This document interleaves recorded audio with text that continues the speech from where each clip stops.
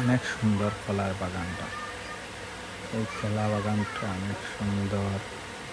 আমাদের অনেক সুন্দর সুন্দর খামার হইতেছে। কত সুন্দর চাষিরা কত সুন্দর করে কলা বাগান সাজাইছে। অনেকগুলা কলা আসছে, প্রত্যেকটা গাছে কলার ছড়িয়ে আসছে।